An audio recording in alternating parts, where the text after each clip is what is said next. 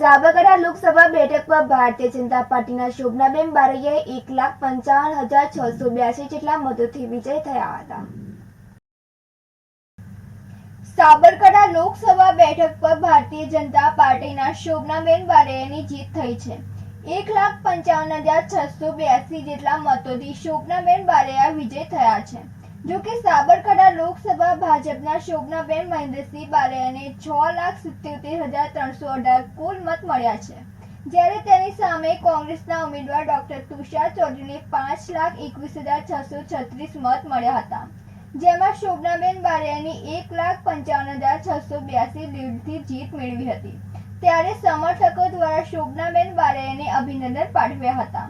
જો કે મત ગણતરી કેન્દ્ર ખાતે શોભનાબેન બારૈયા તેઓના સમર્થકો સાથે પહોંચ્યા હતા, જ્યાં તેઓએ સાબરકાંઠા અને અરવલ્લી જિલ્લાના મતદારોનો આભાર વ્યક્ત કર્યો હતો।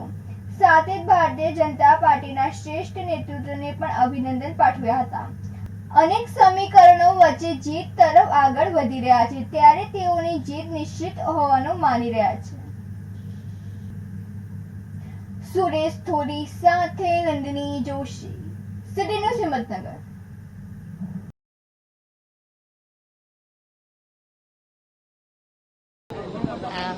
જનતાનો મતદારોનો અરવલ્લી સાબરકાંઠાની જનતાનો મતદારોનો ખૂબ ખૂબ આભાર કે જેમણે મને વિજય બનાવી છે। અને માનનીય વડાપ્રધાન શ્રી મોદી સાહેબ, અમિતભાઈ શાહ સાહેબ, ભારતીય જનતા પાર્ટીના નેતૃત્વવાળી સરકારનો જેમણે 10 વર્ષનો અનુભવ કર્યો છે, એના માટે જનતાએ આજે ફરીથી પ્રેમ વરસાવ્યો છે। ત્યારે એમના નેતૃત્વમાં કામ કરવાનો જ્યારે મને મોકો મળશે, ત્યારે હું મારી જાતને ભાગ્યશાળી સમજીશ કે જનતાની વચ્ચે જઈને જનતાની સેવાના કાર્યો કરી શકીશ। વિરોધ વચ્ચે મોદી સાહેબની છોટી બહેન જીતી।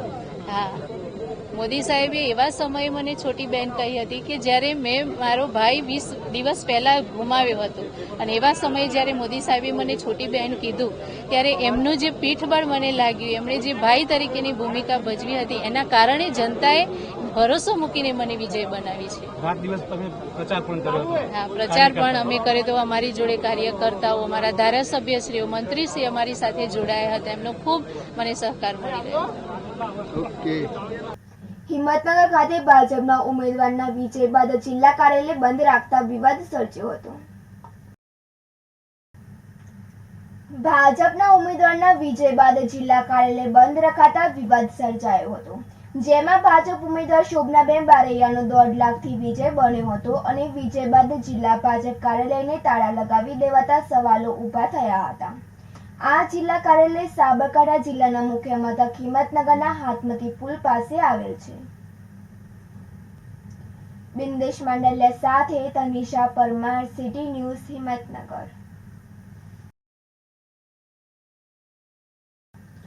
રાષ્ટ્રીય સ્વયંસેવક સંઘ પ્રેરિત સિવિલ હોસ્પિટલ હિંમતનગરના સહયોગથી કર્મધામ ટ્રસ્ટ હિંમતનગર દ્વારા રક્તદાન કેમ્પ યોજાયો હતો।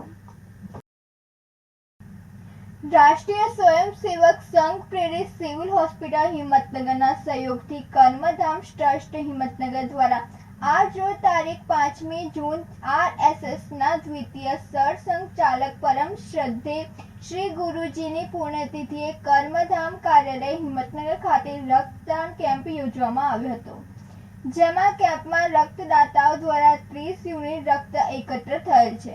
સિવિલ હોસ્પિટલ હિંમતનગર દ્વારા જણાવ્યા પ્રમાણે જિલ્લાની ગરીબ સગર્ભા માતાઓ અને દર્દીઓ માટે આ લોહીનો ઉપયોગ કરવામાં આવશે। કાર્યક્રમ કર્મધામ ટ્રસ્ટના ટ્રસ્ટીઓ અને સ્વયંસેવકો ઉપસ્થિત રહી કાર્યક્રમને સફળ બનાવ્યો હતો। સુરેશ થોરી સાથે નંદિની જોશી, સિટી ન્યૂઝ હિંમતનગર।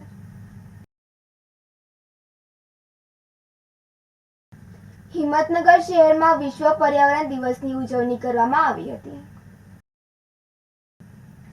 વિશ્વભરમાં લાખો લોકો દ્વારા વિશ્વ પર્યાવરણ દિવસ ઉજવવામાં આવે છે। દર વર્ષે 5 જૂને વિશ્વ પર્યાવરણ દિવસ તરીકે મનાવવામાં આવે છે। ત્યારે સાબરકાંઠા જિલ્લાના હિંમતનગરના ટાવર પાસે બગીચામાં નગરપાલિકા દ્વારા વૃક્ષારોપણ કાર્યક્રમ કરવામાં આવ્યો હતો। જો કે સ્વચ્છ ભારત મિશન અર્બન નિર્મળ ગુજરાત 2.0 હેઠળ 1 થી 15 જૂન સુધી નિર્મળ ગુજરાત સ્વચ્છતા આયોજન કરવામાં આવ્યું છે। પાલિકા દ્વારા આજે વિશ્વ પર્યાવરણ દિવસમાં હિંમતનગર શહેરમાં અલગ અલગ વિસ્તારોમાં 101 વૃક્ષારોપણ કરવાનું લક્ષ્ય કરવામાં આવ્યું છે। જો કે આગામી સમયમાં શહેરના વિવિધ વિસ્તારોમાં 5100 વૃક્ષારોપણ કરવામાં આવશે, જેથી પર્યાવરણ જતન અને ગરમીથી રાહત મળશે. સ્વચ્છ ભારત મિશનના ચેરમેન દ્વારા સિંગલ યુઝ પ્લાસ્ટિક તેમજ પ્રતિબંધિત પ્લાસ્ટિકનો વપરાશ બંધ કરવા જરૂરી માર્ગદર્શન આપી પ્લાસ્ટિક વપરાશ બંધ કરવા સંકલ્પ કરવામાં આવ્યો હતો. સુરેશ થોરી સાથે નંદિની જોશી, સિટી ન્યૂઝ હિંમતનગર.